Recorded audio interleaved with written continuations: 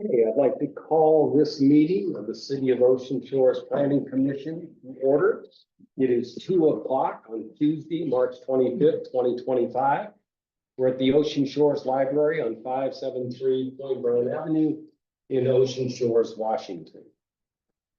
Can I get a roll call? Commissioner Rickard, sorry. Here. Bees, Here.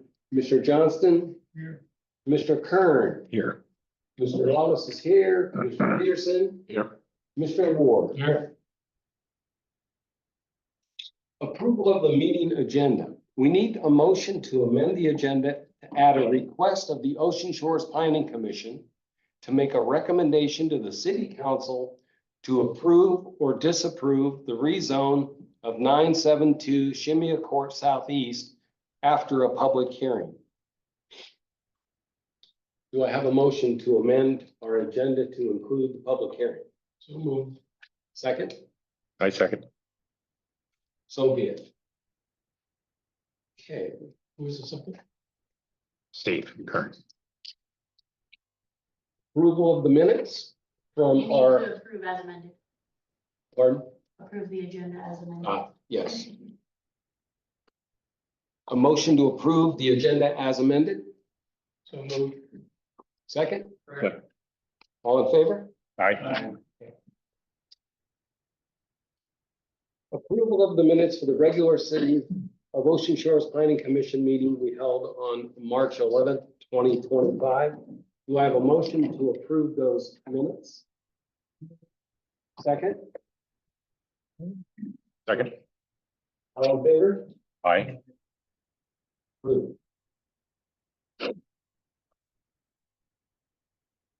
Do we have any comments? Yes. Yes, you had on your agenda this year to plan to improve the internet service in Ocean Shores. Last night, there was a meeting on that. It had nothing to do with the area. Yes. So I went to it, but I didn't see it in there. It was a very good meeting, so I brought you some. information. Oh, very good. Thank you. Yes, we were talking towers, Yeah, you were talking about. and this is about the internet? Yes, it's fiber optics. Yes. Okay, thank you so much. What's our current internet? What What's our current internet infrastructure? antiquated services with the towers. Yeah, Oh, I see. so it just depends on what you have, whether you have Verizon or CenturyLink or, whatever, you get the service that they provide. And it's been a point of contention, you're right. The residents It's gonna complain. cost $85 a person for 2 billion bits of information per minute per second. And 95 for 2 megabits. So are they talking about doing something like a They're gonna grid? put a line in, a fiber optics to every property line, Oh, gotcha. so that might affect your plan. It might. So they weren't talking about doing a lid for that, right? So how I think the everybody company's pay? gonna pay 5.3 million to do it, Okay, but they gotta coordinate with the citizens, of course. perfect. Okay, well, thank you very much for that. Okay. That was already approved, no. Oh, okay. Very good. Okay, anybody else in-house? Well, this is with regard to the application, That's okay? to B1 to B2. And I'm the neighbor. Okay. There'll be Well, public we'll- comment Yeah. after the public hearing, yeah, that'll be more Yeah, the right time for that. yeah, we'll have time for that. Okay. Anything else not on the agenda? Okay. Any comments from afar? I mean, It's Vita. Nice to see everybody. No, I don't have any comments at this time. okay, thank you. Jane, do you have any thoughts? Just good afternoon. Okay. We will now recess the planning commission meeting at 2:04 and convene into a public hearing. This is a public hearing before the planning commission of the city of Ocean Shores, Washington, to hear public testimony for or against the rezone of 972 Shemia Court Southeast. This will be presented by our city planner, Marshall Reed. Marshall? Yeah, good afternoon. citizens and planning commission. I'd like to present a application for a rezone for the city of Ocean Shores. This is rezone application RZ 24-00004. The request is to change the zoning from a B1 retail commercial to a B2 general commercial for the purpose of staging construction business. The applicant is Ocean Design LLC, Joseph Molnar, located at 999 Discovery Avenue Southeast in Ocean Shores. This is the Molnar description. Project description is Molnar. Parcel number 0943-0020-2900, located at Division 20, Block 2 and Lot 29. The site address is 972 Shemia Court Southeast. The lot is a 9,909 square foot parcel. The current zoning is B1, land use retail commercial, and it is not in the shoreline jurisdiction. The surrounding conditions of this parcel, the zoning to the north is B2 general commercial, to the south B1 retail commercial, to the east B2 general commercial, and to the west B1 retail commercial. The land use designations from the Ocean Shores Comprehensive Plan is general commercial, all four north, south, east, and west. The existing land uses to the north is a single family residence on a B2 general commercial lot. To the south, a single family residence on a B1 retail commercial lot. To the east is an undeveloped lot, B2 general commercial, and to the west is a single family residence, B1 retail.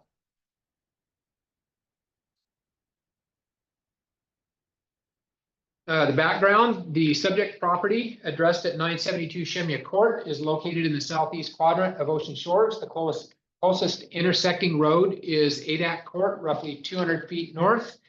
The property is located in a B1 retail commercial zone. The public hearing notices for the rezone application RZ 24-00004. Make sure I got my number right. For the record, yes, number 4. Scheduled for today, March 25th at 2 o'clock before the Planning Commission, were sent to owners within 300 feet of the subject property on March 17th, 2025. The hearing information was also made available at the City of Ocean Shores website. Notice of the public hearing was provided to the Daily World newspaper for publication in the March 15th and March 18th, 2025 editions. Staff analysis on this application, the rezone of this parcel from B1 retail commercial to B2 general commercial is necessary to permit the use of storage, outdoor type storage on the property.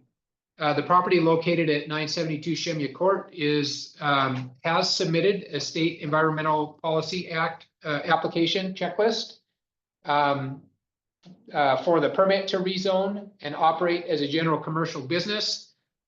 We did not have any negative comments come back from any of the agencies for the SEPA checklist review. The project proposal for rezoning was reviewed per Ocean Shores Municipal Code 17-16-020. Permitted uses of the B1 and Ocean Shores Municipal Code 17-34-020 B2 zone general commercial conditions. The B1 zone is intended for retail commercial uses, providing day-to-day goods and services. Financial, professional, personal, and commercial services are intended for this district, as well as mercantile, lodging, food, and other common goods and services. All uses and structures are to be of good appearance, well-designed, and free of hazards, nuisances, or other unattractive attributes. The B2 zone is intended for a wide variety of commercial uses, including those requiring outdoor activity, which is kind of the subject of this application. The owner wishes to be able to store construction materials outside of a building, and that would require the rezoning to a B2 in order to do that in this area. Uses of a less attractive nature and requiring less visibility are intended for this district. However, no use causing any pollution, nuisance, hazard, blight, odor, or congestion will be permitted. The proposed project is allowable all under the B2 zone. Permitted uses shall include the following: 1 family, 2 family, multifamily dwellings, grocery and drug stores, hardware stores, hotels, motels, restaurants, cafes, taverns, cocktail lounges, banks, professional offices, general offices, specialty shops, jewelry shops, and there's a whole litany of types of businesses. When you get into adult entertainment businesses and storage, other uses would require a separate section of code.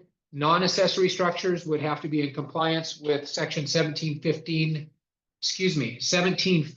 115.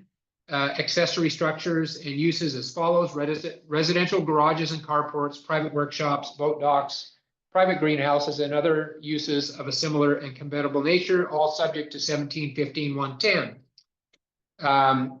Fences, walls, and hedges are subject to 1715, 120 and 1750, 130. Off-street parking are subject to chapter 1754. Permitted accessory uses include drive-in windows for banks and eating places and any other structure customarily accessible to a permitted use. Permitted accessory uses include any use or structure customarily accessory to a permitted use. Should the Planning Commission approve this rezone, the Planning Department recommends conditions as listed in addition to any conditions imposed by the Planning Commission. That the Ocean Shores Design LLC property rezone for the purpose of operating a construction business to provide storage. The property owner will need to adhere to the land use, environmental, building, and fire code requirements. And all utility construction must comply with the City of Ocean Shores code standards. And the applicant must comply with all City of Ocean Shores inspection requirements. And that concludes the staff report. I did have one public comment, and I'm going to turn it back to Mark to hear public comments, and then I'll read this one that was submitted in writing into the record. This was comments for zone change request from B1 to B2 zoning, address 972 Shemya Court. Hello, we own several lots in Ocean Shores, Washington, not far from Shemya Court. Overall, our concern would be that zoning B2 is potentially less regulated and perhaps not as aesthetically pleasing for a family-friendly neighborhood. With oi hut growing, visiting families and children on bikes commonly walk and ride through this area on their way to Damon Point.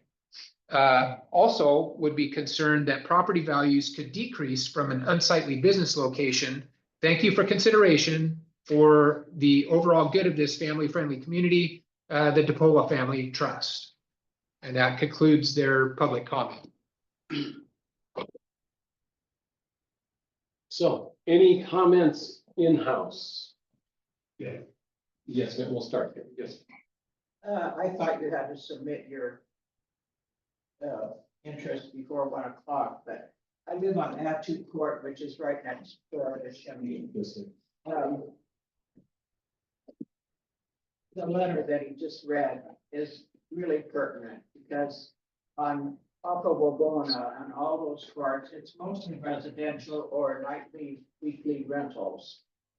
And we already have right behind my home on Attu Court a gravel pit transfer station that was put in maybe 2.5 years ago. I don't know if the zoning was changed for that, but it turned like a wildlife refuge into a very noisy, busy, starting at 7 a.m. in the morning industry. And it's on silver.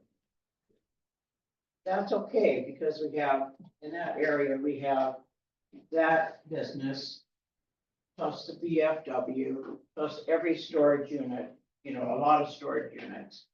And that's acceptable in that area because the only residential places are on the other side of Point Brown on the canal. My concern is the same as the letter that was just read. A lot of walkers along Wawona.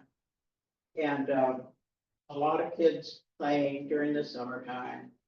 And that's my concern. In my court, several years ago, they changed from a B1 to a B2 lot. two lots from me. And they built a 2-bedroom, 2-bath house, a 2-car garage and a 4-car bay with an upstairs on one lot. They brought in over 100 loads of fill because it was a duck pond in, wetlands. And then they built this enormous facility to store heavy-duty equipment. The planning commission told them they had to put up a fence, which they did. And then the owner passed away. And then their heirs were stuck with this facility. They finally sold it, I think, for $150,000, which was a steal. And now it's, somebody lives in the house, someone I think is living in the apartment above the 4-bay. Drives a white truck and revs it up every day. Anyway, that's my 2 cents worth. Consider it, it's not a good idea on that particular court. Thank you. I'm just here to support. my- Oh, okay. Yeah, but I would agree, it's like, I spend a lot of time down here. I used to live in Ocean Shores and, I spent a lot of time with my mom.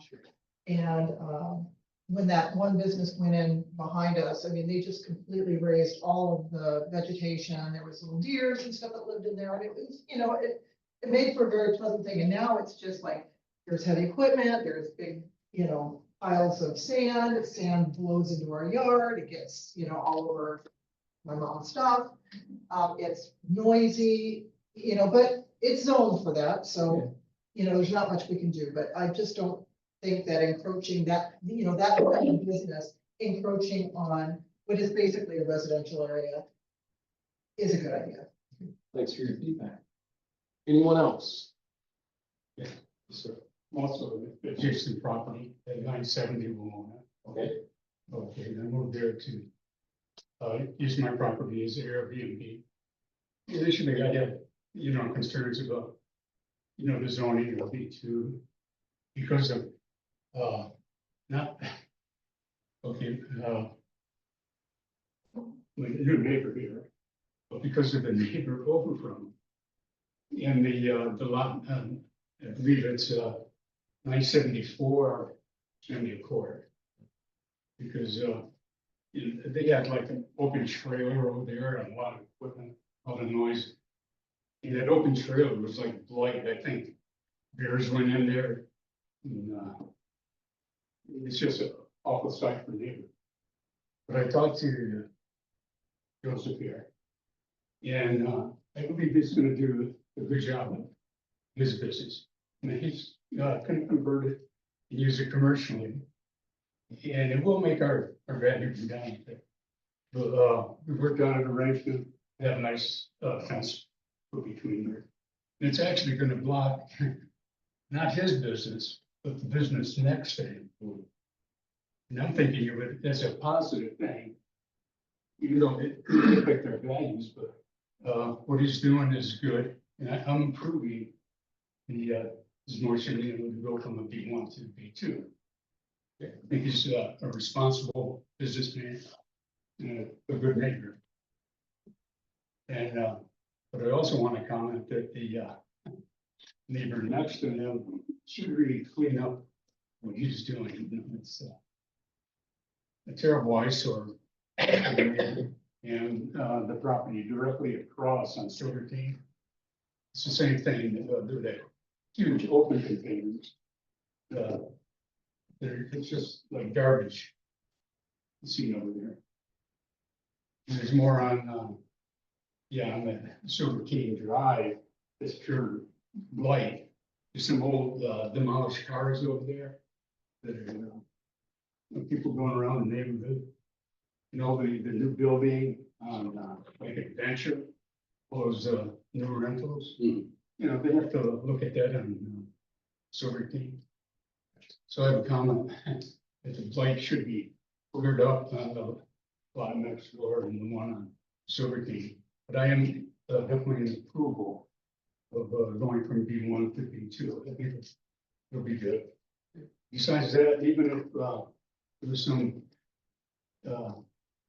houses that are built for rentals, okay, on that lot. You could still build a huge 2-3 story one looking in on our lot. That could also degrade the privacy and rentability. So it's not bad. You know, for instance, Sir, can I get your name for the record? yes, it's Daniel Marcagiani. And last name is spelled MARCHEGIANI.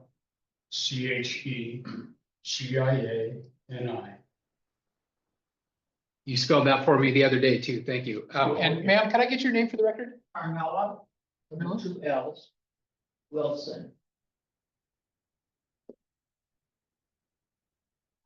Okay, thank you. Well, Okay, any other comments? Any comments from afar? Rita? Yes, please. Yeah, I have some comments. Hi, everybody. This type of business is regulated under the 2005 Stormwater Manual. There are specific BMPs, best management practices that are supposed to be followed when you have this type of business. I'm not really sure what type of storage is going to be managed at this location, but I'd like to call your attention to volume 4 of the 2005 Ecology Stormwater Manual for Western Washington, page 2-60. And some of the pollutant sources that may be found at this type of business that stores solid raw materials, byproducts, or products such as gravel, sand, salts, topsoil, compost, logs, sawdust, wood chips, lumber, and other building materials, concrete and metal products. These are all typically stored outside in large piles or stacks. Contact of these materials by stormwater can cause leachate and erosion of the stored materials. Contaminants include total suspended solids, biochemical oxygen demand, organics, and dissolved salts such as sodium, calcium, and magnesium chloride. So typically, the pollutant control approach for this type of business is to provide impervious containment with berms and dikes, etc., and/or to cover to prevent run-on and discharge of leachate, pollutants, and total suspended solids. You're not supposed to discharge stormwater from this type of site without having some type of treatment. So, and you can see later on in this best management practice, you need to convey contaminated stormwater from the stockpile area to a wet pond, a vault, a settling basin, media filter, or other type of appropriate treatment system, depending upon the type of contamination. There are also structural BMPs that are required, such as covering the material. You can do that via a physical site-built structure, or you can do it with plastic sheathing. So, Mr. Hearing Examiner, I haven't heard not one mention of stormwater, how it's going to be managed at this site, and you haven't addressed the requirements under the 2005 Stormwater Manual. So I would recommend that you revise your notice of non-significant determination, because the Department of Ecology is going to be relying on your determination, and you haven't identified any of the required BMPs under this type of business. So what I would like to know is, number one, what are the types of materials that are going to be stored there? What type of structural, operational, or treatment best management practices is the city of Ocean Shores going to enforce on this business? just like the people there that have commented that their aesthetics have been infringed upon by these businesses. And not to say that there are adjacent properties that have similar types of businesses that are affecting our environment. So where is Ocean Shores in upholding our environmental laws that are on the books? And you know that the 2005 manual is not sufficient, as proved by the shoreline management master program. And if it weren't for the fact that this is an interior lot, the city of Ocean Shores would have to enforce the 2024 stormwater manual. So I'll conclude my comments there, but I want to thank all the private parties that showed up at this hearing and voiced their concerns about past practice and also going towards the future. Thank you very much. Thank you. Jane, did you have anything that you wanted to share? No, thank you. Yes, sir. May I? So my name is Joseph. I am Ocean Design. I am the applicant. And thank you for your very informative monologue. But unfortunately, none of those things apply in this case. My business is a real estate development in Ocean Shores that builds mostly residential construction.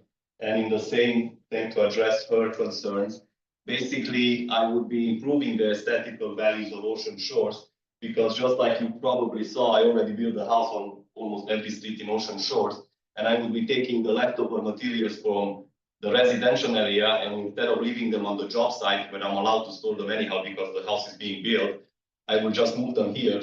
So that way, all the things are in one place and it's not unaesthetical on a main road or in a residential area, because technically and practically it's the only commercial area is down there and downtown. And what I'm trying to do, that's why I buy it inside the court and not on the main street. And that's why I build a nice fence between me and my neighbors, so that way we can have the privacy and everything look good. Is to take the construction material, not sod, not bar dust, not rock, nothing like that. I'm talking about lumber and things that go on a new construction that I bought from the lumber yard downtown, which is actually a B1.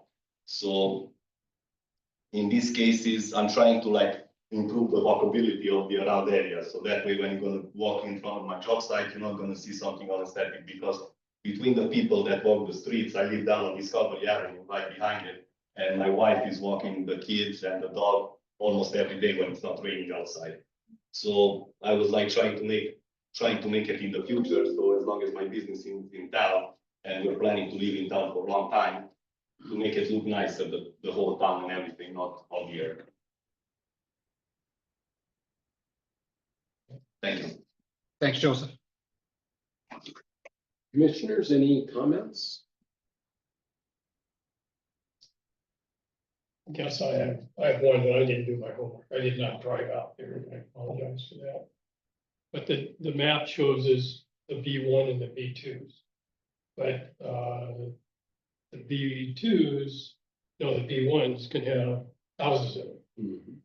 And we can't tell from the map how many houses are out there. And I don't know if that's sway my decision or not, but it would be nice to know how populated they are with what. Well, that's what struck me when I went out and looked at it. I was surprised by the number of what appeared to be single family residences. And I'm thinking, well, then I understand why they've been put up there for Airbnbs or whatever in the commercial zone. But it did strike me, that was the first thing. I drove in to the cul-de-sac going, there's a lot of houses here for B2, going from B1 to B2. So that was the first thing that struck me. The other thing was in your application, sir, there's some talk of storage containers. So are you going to use storage containers? I'm trying to build something for like indoor storage, because there are a lot of things that I like dry raw material or corrosive materials that are not gonna be. And I was planning, because storage containers are waterproof, to put them back in the corner, hidden away, and that way nobody can see it. Which I could do it if I would have the B2 zoning, I wouldn't have to get the permit for it, and I could leave it there permanently. If I would have to put it temporarily, then I would put it in the front. So again, I'm planning to put in, but I'm not 100% sure, because I'm right now in the talks with a company that builds those metal buildings that I can put also on both zonings. That would like come out a little bit more expensive, but it would have like a foundation and everything. So I'm still considering, but the main thing is that I want to build like a little house there for one of my guys, or to live in it, and to put where I can put the construction materials that I have all over the city on the residential job site that I have. Because honestly, just like their concern, I don't really like it when you walk around it and everything it's spread around the town. That way, everything around the town will be more aesthetical. Well, that's, Especially in the residential areas. yeah, that's what, just really struck me was I didn't expect that. I expected to see more what I would see on Silver King when I drove up. And so that kind of took me back because that's not what I saw. And so there ends my question. Okay. And is your lot the one that was being cleared yesterday? There was. My lot is the one right next door to the house. So if you drove into Shinya Court, Yes. his house is the one on the right of the corner, the little nice looking house. Yeah. Right next door is where they were putting up the poles for the fence, is my property. Sure. And after that is the B2 zoning that it's owned by a construction company. They are nice people. They are basically just gonna use it for storage. So that way the fence that he was talking about would even block the view from there. Okay. Very good fence. And it's improved from the view I had of the lot over from Okay. it. I'm very appreciative. Thank you. Any other comments? I appreciate you very much explaining what you're thinking about doing, and it sounds like it's, Yeah, that's it's not the dirt yard. No, like I'm not a excavator company, I'm a real estate development company, like Yeah. what I do is buy an empty property, build a house and then sell the house. The new construction house. And that way all around, basically everything that would be in the residential area, like being constructed, I would just bring it over, so it's in one place. Yeah, thank you for explaining that. It makes it, well, Looks like he's got B2 on two sides. Is that right? I believe so. B1 on one side, B2 on the other.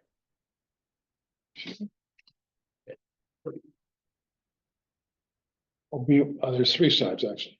Yeah, there's two of the three sides are B2 zones currently.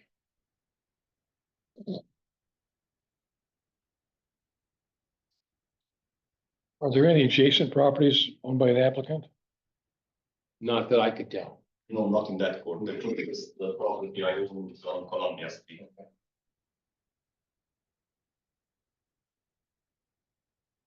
To what extent do the other properties over there require stormwater discussion to the extent that one of the speakers described? Anybody know? Yeah, I don't know that the stormwater in that particular location, in this case with what as explained he's going to use, there's not going to be big piles of things Nothing. outside, which would then be a concern with stormwater drainage. So I'm not sure that based on what I've heard, Marshall. So I'll speak to that a little bit. On all of the new commercial developments in the B1 and B2 zones, we're requiring that they have an engineered storm drain system to make sure that they're pricking anything in that's generated either through roof downspouts, that kind of stuff, slabs, that they would be perked in on site and managed. In this case, as Vita alluded to, under the 2005 stormwater manual, and then following the best management practices. And we've done that Vita and I have had several conversations over the years about stormwater and we are moving slowly in the same direction. So we now have our shoreline master program using the most current stormwater manual for management of shoreline properties. And I expect before long, we'll just dovetail this in and be doing that with all properties in the city. So. There are no ditches there. Where does it go? Where does it go? So in this case, the stormwater is required to be perked in on site. Like a dry in- sump or something? uh, Like a dry sump? Actually, it's a perf pipe system Oh. with catch basins. Okay.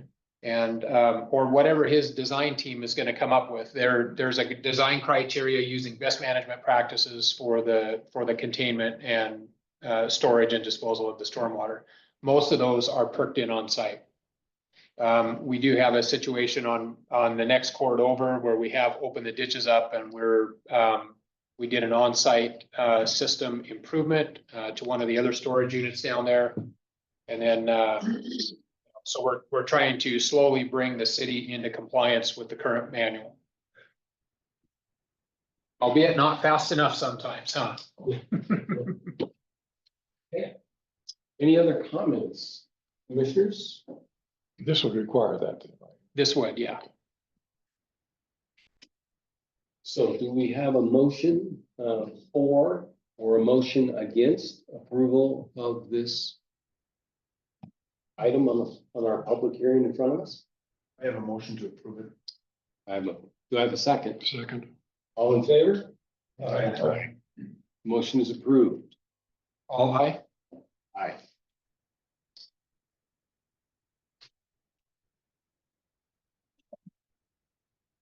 Want to explain it to them and on the record what that means? Okay, so what that means is the planning commission, as you just heard, has approved this request. It now goes to the city council for approval or not. And that will be the binding body. We can only recommend. So based on the vote you just heard, we are recommending to the city council to approve. They will then decide whether to go forward, whether to add additional requirements, or disapprove the request. We're only an advisory to the city council commission.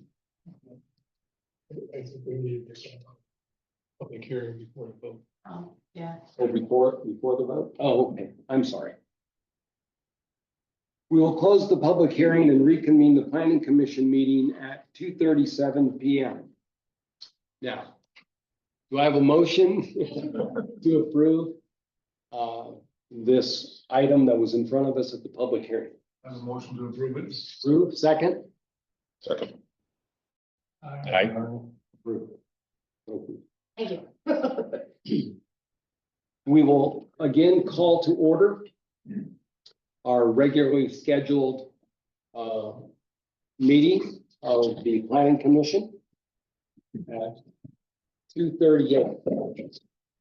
The next item on the agenda is metal fasteners, which Marshall and I just have not been able to get together to finalize that. I have not been feeling well, and he finally feeling better, and he's been busy, I'm sure. So we will table that. That's work in progress for next time.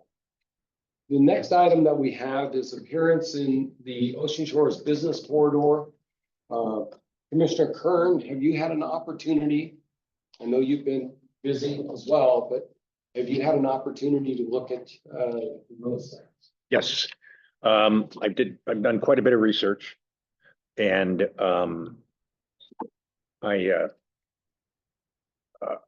I found the most analogous situation is in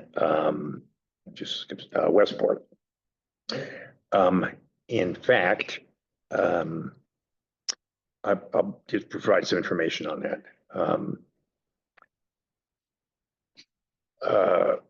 In our situation in Ocean Shores with our downtown business district is that at the time it was designed, it appears that it was designed primarily for cars, not for pedestrians or bicyclists. It's not very pedestrian friendly. There are the main downtown streets are mainly bordered by expansive parking lots with no sidewalks or trees. So with the Westport situation, the city council authorized a downtown plan implementation committee, what is PIC, to replace and supersede the former downtown steering committee that developed and delivered the final downtown master plan. So they sort of opened that up again. The PIC leads the efforts in terms of setting priorities among the various projects in the downtown Westport plan and initiating the appropriate actions to get projects started. And they sought state and federal grant funding. They're coordinating and locating or acting on the need for town capital and operating budget support, because it's a very aggressive plan. And they are involved, this group is involved primarily with fundraising, negotiating with private property owners, developers for physical, monetary, or in-kind contributions, initiating RFPs and negotiating contracts, bringing applications to and or presenting before boards and commissions, et cetera. What they ended up with, and this was a group of 18 citizens, heavily supported by the town of Ocean Shores in this project. And they ended up with a 182-page plan that examines and addresses the following aspects of downtown: character and design, land use and development, open space, public works, streetscapes, traffic and parking. As you can see, it's pretty comprehensive, and it involves a significant makeover of the town. With regards to the planning process, they created a downtown Westport master plan website. It's a very good website, and it goes into a great deal of detail. They also conducted a downtown survey among all the residents that agreed to participate. They held a series of what they referred to as downtown visioning workshops, most of which were pretty well attended. They provide ongoing communications through e-newsletters and social media, including Facebook and Twitter. And then they held a downtown charrette. I didn't know what that meant either. It's a meeting in which all stakeholders in a project attempt to resolve conflicts and map solutions. So that they held a series of those, and those were also well attended. The plan was guided by the results of this multifaceted civic engagement process that reached thousands of Westport citizens.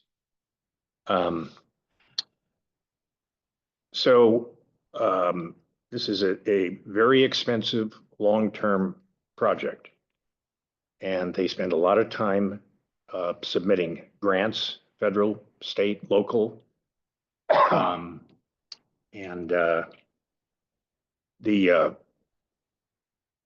website, which I referred to here, the name of which is, where was that? The Downtown Plan Implementation Committee. That's essentially the name of the website. So it looks like it would be a very good template if, the town of Ocean Shores intends to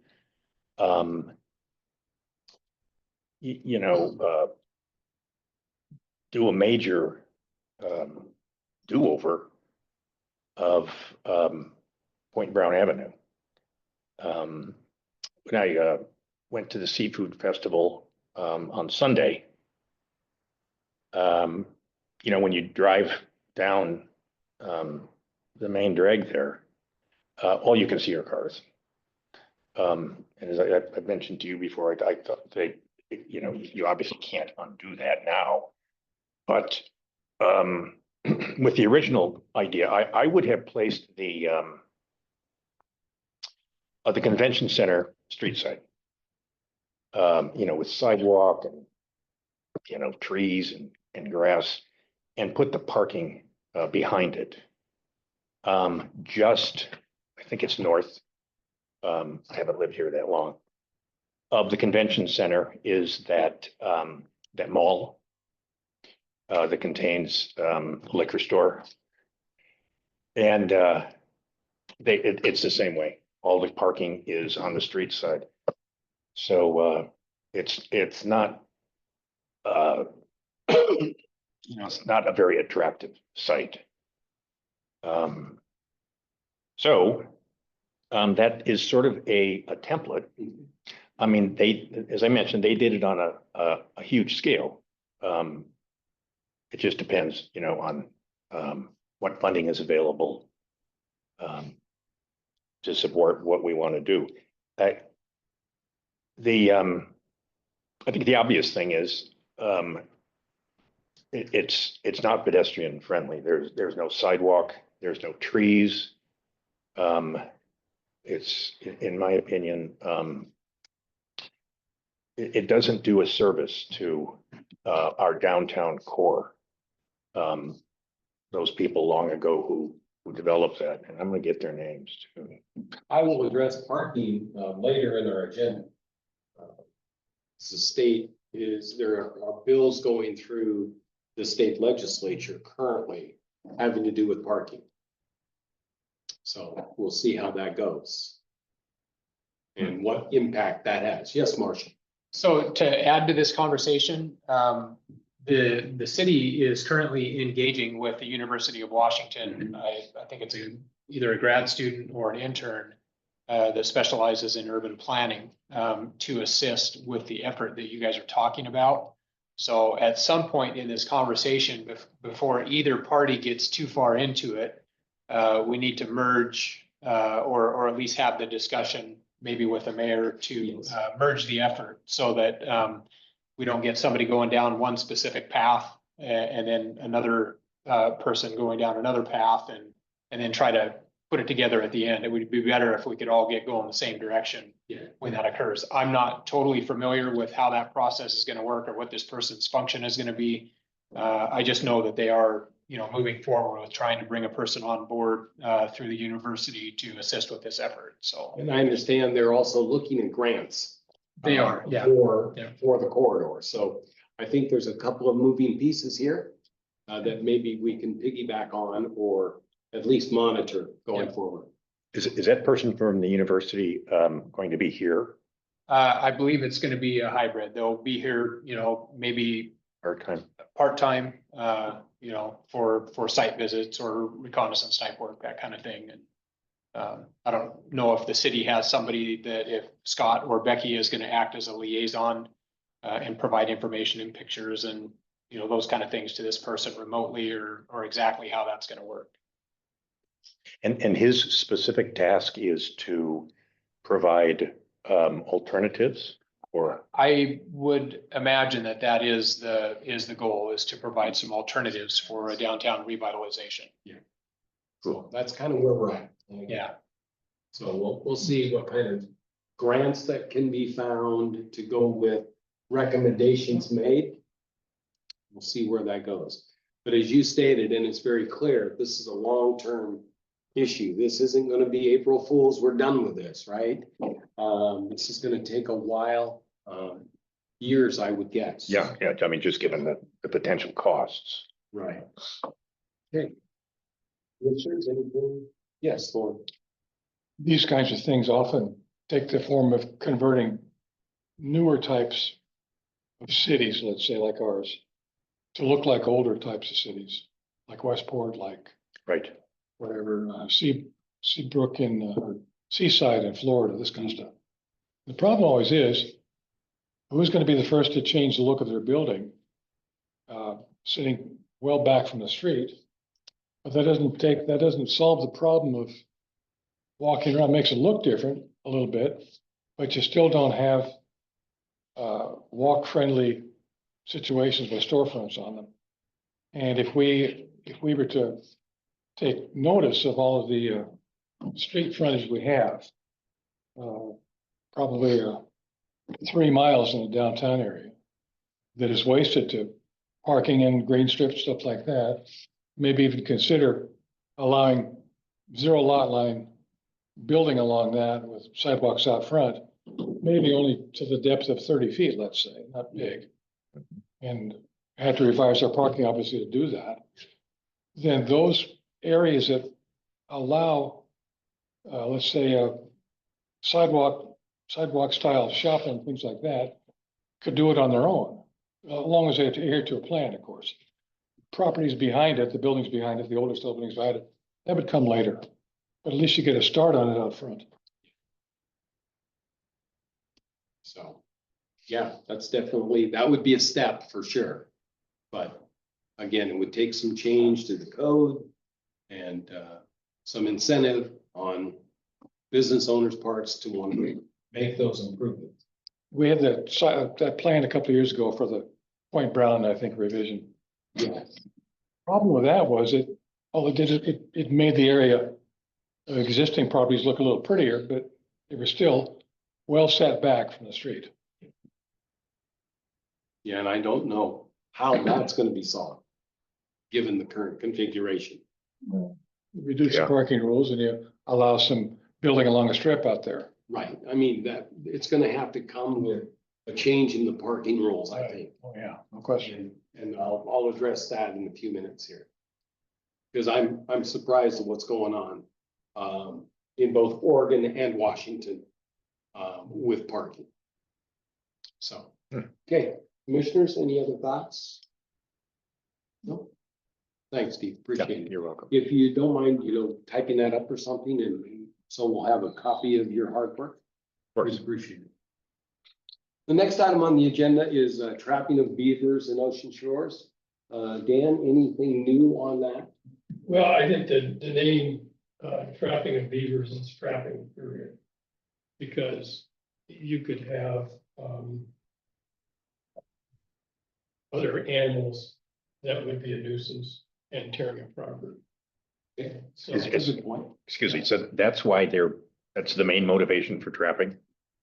Is because of the damage they do yes. to properties? And the problem with the city code is it says you can't trap for any reason. And we are so lacking behind the state. The state code, our code is from 1976. And the state allows trapping for destruction or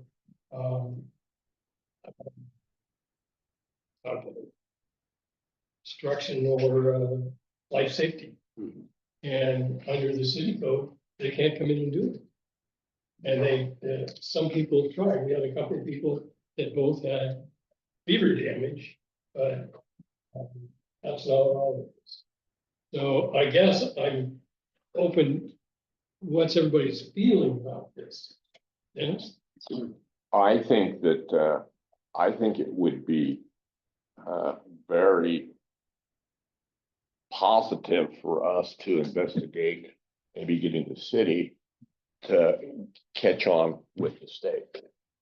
And so if people down here have an issue with it, and they call the state can actually send people out, trap and relocate. I think I think the people should go to call a state director.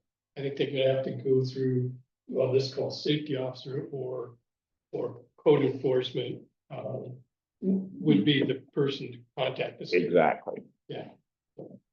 So along the lines, when we talked about this at our last meeting, I reached out to Scott Harris from the Department of Fish and Wildlife. He wasn't available today, but he will come talk to us on our next meeting, the 8th. We had a really nice conversation, and he's aware that, of course, in Ocean Shores, the code does not allow for trapping, period. But the state does if there's bodily harm or property damage. So I've invited him to come next meeting to give us his perspective on that. And hypothetically, if we say we need to move towards closer to what the state has and allow it, then how do we do that? Well, first off, we'd have to word it to change Ocean Shores Municipal Code to make that happen, more compatible maybe with what the state has. But I really thought that his perspective for us would be very helpful. So Scott has agreed to come next time and address where we're at, because he knows front and back, around and through, where our code is versus what the state code is, and you know, how we might be able to change and execute to get closer to where we want to be, in at least advising the city council on this. Yes. Is the state, is the state program mandate relocation of the animal? Well, actually, the relocation or, yeah, Right. I, not relocation. Yeah. Okay, well, Yeah. you know, So, because we had a gentleman a couple of weeks ago that was in here talking about how, or maybe it was somebody here, how they used to have a group of people that would trap. Marshall. Was that you, Marshall? And I was visiting with somebody else about it, and they said, I was not here. I mean, you know, I was not here at that time, but they said that they actually used traps that would actually drown the beavers. And all they would do is dump the traps, get rid of the beavers. The city wasn't doing that, Well, not that I'm aware of. okay, I'm just, that's what I'm saying, so, okay. so Well, I think that's one of the problems with not having a trapping ordinance, is that people take it in their own hands, whether they use a trap like that, or they use a gun, or whatever. Exactly, exactly. So, you know, if the state has that in their ordinance, then we would certainly be, you know, I would be in favor of piggybacking onto that, so to speak. So right now, it's prohibited. The state allows if there's personal injury or property damage. And so that's what we're going to talk about next time. And maybe writing something that gets us closer or parallels what the state RCW says. So does the city prohibit cage trapping too? I don't think All trapping is, I believe, it's prohibited. I mean, the wording does not give any gray area at all. It says trapping of any nature whatsoever within the city limits. Right. So there's no trap. live trapping, Guess they're done by cage, huh? yeah. Yeah. I assumed that most towns had ordinances that addressed nuisance animals, but that's Well, not the case. yeah, and here it's not, it's prohibited. The word, you know, it's black and white. No, Right. there's no gray area here. So I think it's worthy of, when you talk about property damage or personal damage, you know, I think it's worth having a discussion for. Because beavers have been an issue for multiple years down here.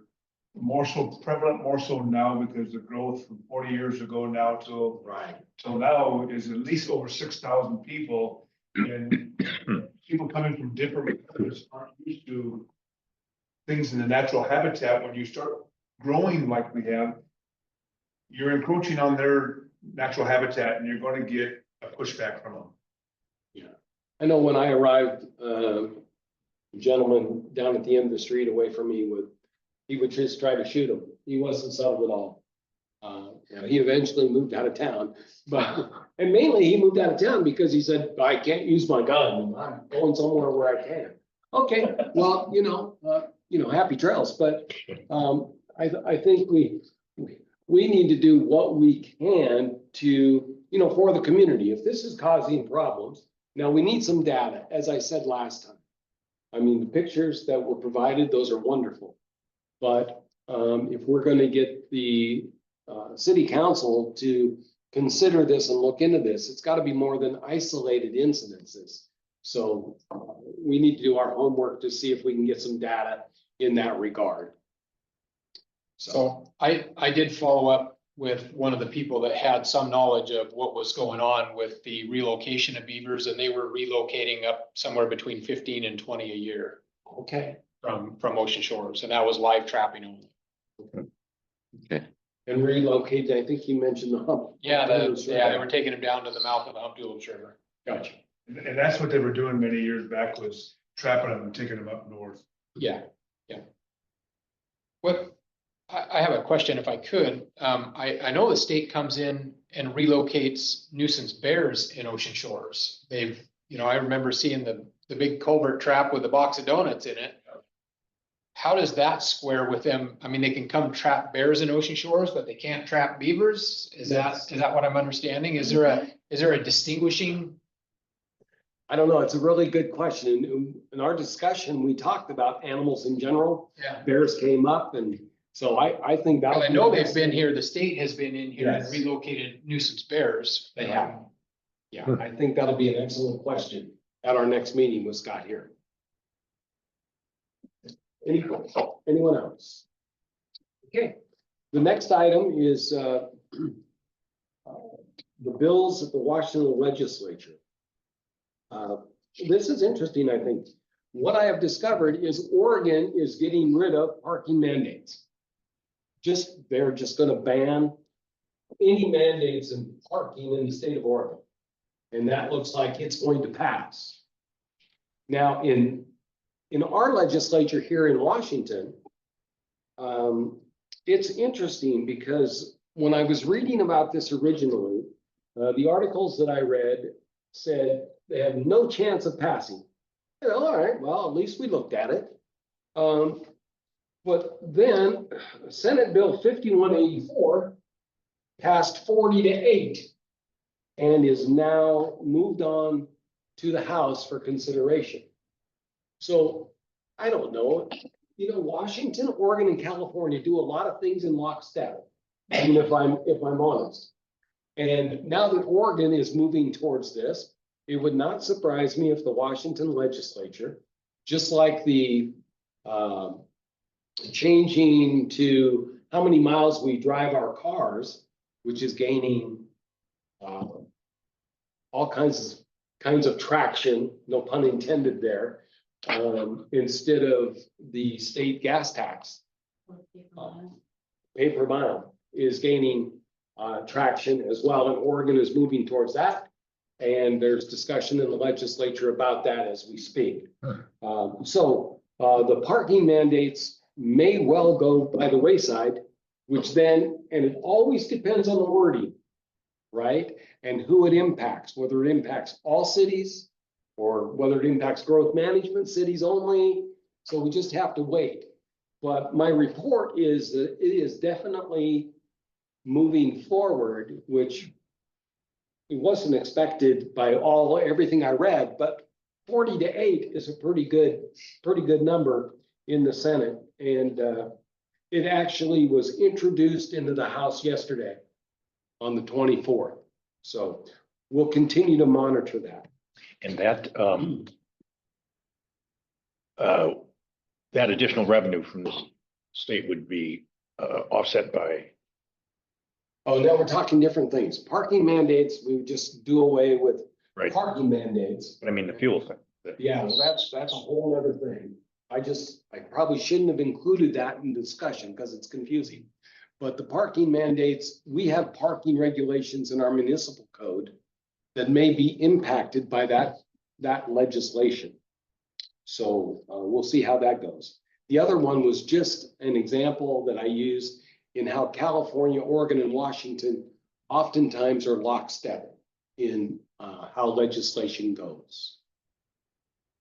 So we'll just wait and see. Like I said, it was introduced formally into the House yesterday. And then, but the devil's always in the details, and in legislation, it always comes down to the wording. The other one that I've been following here is code reform for energy efficient home buildings. House Bill 1183 passed the Senate, and it's on to the House as well. So again, we'll see what kind of things they come out of that legislation on code reform for energy efficient home building. The other one that I was tracking that we discussed really briefly was mobile ADUs, and that has gone away. That died on the vine, if you will. So. And the intention of that bill was to regulate mobile. Yeah, so if you think of an ADU, an auxiliary dwelling unit, these are units that are like 200 square feet that you put on a trailer. And so you could go visit grandma. I know, my nephew's got one, and he goes and visits his mother all the time. He just pulls in the driveway. And then he rents a spot from somebody where he has all the amenities. And then he stays with mom, you know, for 3 or 4 days, and then he goes back to his spot. But he can move his house on his trailer wherever he wants to. And that bill that was introduced to make those commonplace in 4 cities to allow them didn't go anywhere. So this is different than a mobile home. Yes, this is a mobile House. Yeah, think about your boat trailer. There's a house that would fit on that size of trailer. Yeah, and it's a really cute place he's got. It's hard to stand up and move around, but it's 200 square feet. But he's happy, and that's all that matters. But at least the legislation is not going to force us to change any of our square footage regulations to include them at this moment. Any thoughts? What's the difference between that and a park model mobile home? Mobility. I mean, an RV you could drive, right? What about we allow ADUs here. We did, could a park model be substituted, be used as an ADU, I wonder? Marshall? So Ryan, I just took a deep dive into that yesterday. Because I had a proposal come in where somebody wanted to use a park model, is a DOT, you know, you can drive it and tow it from place to The place. city doesn't inspect it, except for the The foundation. city doesn't inspect it, and it's not required to be on a foundation. It's And 400 square feet. so what seemed to be the difference, in code that I could read in our municipal code was the length. If it's less 35 feet or less, I think is the dimension, then it's considered a park model. And I think those are inspected by DOT as opposed Well, to but- Labor and Industries. Oh, That's where they swap from the 2 different inspection agencies. one could build an ADU less than 400 square feet, stick built, right? Yes, But they couldn't bring one in on a trailer. unless it was L&I inspected, otherwise it would fall into the park model RV. Is park model? No, I don't believe they are. I believe that's an L or a Department of Transportation, a DOT inspection as opposed to L&I. And that's based on footage. And that's near as I could tell from what limited research I did. I was doing a quick dive into it to respond to a question. And I was trying to figure out exactly kind of like what you were talking about. Where is that dividing line? It seemed to be in length and who inspected it. It seemed kind of arbitrary. What would be the difference, safety wise, let's say, between a park model and a stick built ADU? Yeah, I don't have any idea what their inspection requirements, does it meet the energy codes and things like that? You know, I mean, typically your insulation and stuff in the smaller DOT models probably wouldn't meet, the the same criteria as the L and I model. But like I said, I haven't, They don't make it easy, do they? they don't, well, they did, it just, the answer was no in that particular case. Anything else? Marshall, do you have any community liaison report today, or have you pretty much covered what you had? We have onboarded a new city planner. Her name is Michelle Mia, and she will be with us, I think at the next planning commission meeting. I'll introduce you guys to her. Nice. And, she's doing a great job. She's been out in the field, getting her feet wet and her hands dirty and looking at trees falling over and stuff like that. So, yeah, looking forward to her coming up to speed. She's a pretty thoughtful person and comes from the private industry in managing a mechanical company's crews and stuff like that. So she's a very organized person, and I'm expecting she will give me some help in that area because I'm scattered at this point. So I look forward to it. Michelle Mia. She's actually, yeah, M-E-A-J. M-E-I-J, yeah. Did she have prior direct experience? More in management, not necessarily in municipal planning. Good. Well, that might be by design, is we've got a blank slate to work with, but somebody that's, by my estimation, highly intelligent. So, I think she'll come up to speed fast. She's thoughtful when you have a discussion like the discussions we're having here. She will ask the right questions and, help come to some What city is consensus. she from? She actually lives here in Ocean Shores. She's one of your KOSW personalities. She volunteers with the radio station, so you probably have heard her on the air if you listen to KOSW very much. And So the poor thing knew what she was getting into. she did, yeah, and she raised her hand anyway. So I think, Well, there you go. we're looking forward to having her on board. Yeah. Is she filling a vacancy, Um, or is this just an this addition? is a dovetail for we're looking forward to the day when I no longer am with you guys. So Yes, I was sure that was the Paul Harvey. I don't want page 2 of to this. have a gap in process when I pull the pin. So Unfortunately, I figured that was part of the story. part of it, yeah. You gonna retire Good for and you. trap beavers? Yeah. Okay. I guess it's safe to say Paul Harvey with this group. Oh, yeah, definitely. Yeah. Any commissioners have any reports? Any commissioner reports? Okay, public comment. Gentlemen. Well, I had a question for Marshall, but I'm gonna ask it after the meeting. No, I mean, you can ask. Well, didn't you bring somebody here before and introduce her as a city planner? Yes. Yep. That's Christine. I have two planners. Oh, I see. Okay. Yep. Super. Thank you. Yeah, the decision was made rather than to have, so the department when I started was comprised of a lead planner, a city planner, and a permit technician.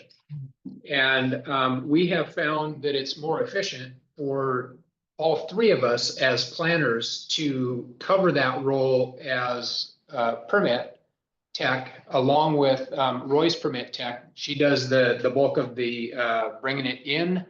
And then once we're done processing them, she pushes them back out.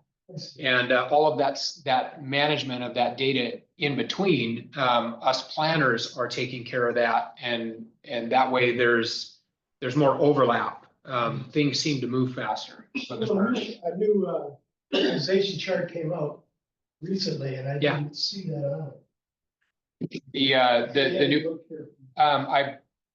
it was being worked on, I believe, this morning, to be revised. So there will be an update coming, I think.